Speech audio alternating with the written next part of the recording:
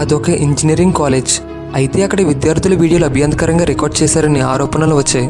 ఇటీవల యువత భారతవనిలో జరుగుతున్న పలు ఘటనలు మహిళా భద్రత అంశాన్ని తెర మీదకు తెస్తున్నాయి.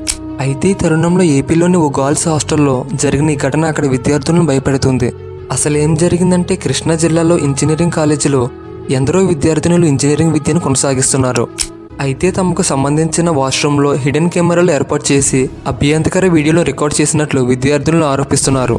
బాయ్స్ హాస్టల్కి చెందిన కొందరు ఆకతాయి విద్యార్థులకు గర్ల్స్ హాస్టల్లో ఒక అమ్మాయి తమ దృశ్యాలను రికార్డ్ చేసి వాళ్ళకి ఇస్తున్నట్లు కళాశాల ఆవరణంలో నిరసన తెలిపారు.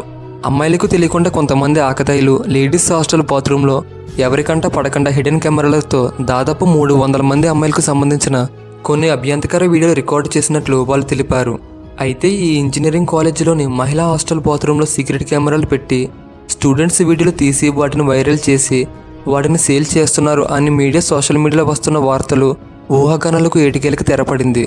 విద్యార్థుల నిరసనలు, ఆందోళనలు, ప్రభుత్వం సీరియస్ కావడం, ముఖ్యమంత్రి సహా మంత్రులు స్పందించడం, ఇక సోషల్ మీడియాలో రకరకాల ఊహాగానాలతో రాష్ట్రంలో ఇది పెద్ద వార్తగా మారింది.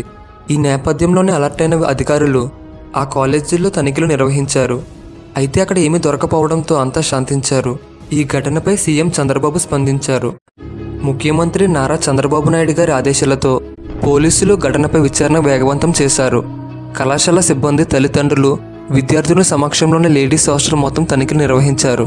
ఎలక్ట్రానిక్ డివైజులను గుర్తించి మరో పరికరంతో హాస్టల్లో అనువనుగుణ గాలింపు చేపట్టారు. అందరి సమక్షంలోనే దాదాపు 4 గంటలకు పైగా పోలీసులు తనిఖీలు చేశారు. పోలీసులు నిందితుల ల్యాప్టాప్, మొబైల్ ఫోన్లు, ఇతర ఎలక్ట్రానిక్ గ్యాడ్జెట్లను విద్యార్థుల కాలేజీల స్టాఫ్ ఎదురుగా పరిశీలించారు. నేరారోపణ చేసే ఏ విధమైన అంశాలు కనుగొనబడలేదన్నారు. అమ్మాయిలు ఈ సమస్య గురించి ఆందోళన చెందాల్సిన అవసరం లేదు. తదుపరి విచారణ పురోగతిలో ఉందని పోలీసులు తెలిపారు. వారికి ఎలాంటి రహస్య కెమెరా లభించలేదు. అయితే అందరి సమక్షంలోని తనిఖీలు జరగ్గా అందులో ఎలాంటి కెమెరాలు దొరకపోవడంతో విద్యార్థులు సంతృప్తి చెందారు. ఈ నేపథ్యంలోనే ఇంజనీరింగ్ కాలేజీకి సోమవారం వరకు హాలిడేస్ ఇస్తున్నట్లు ప్రకటించారు. మరోసారి తనిఖీలు చేస్తామని వాళ్ళు తెలిపారు. ఇక కాలేజీ ప్రారంభమయ్యేలోగా ఈ ఘటనపై విచారణ జరిపి నివేదిక ఇవ్వాలని పోలీసులకు మంత్రి కొల్లు రవీంద్ర ఆదేశాలు జారీ చేశారు.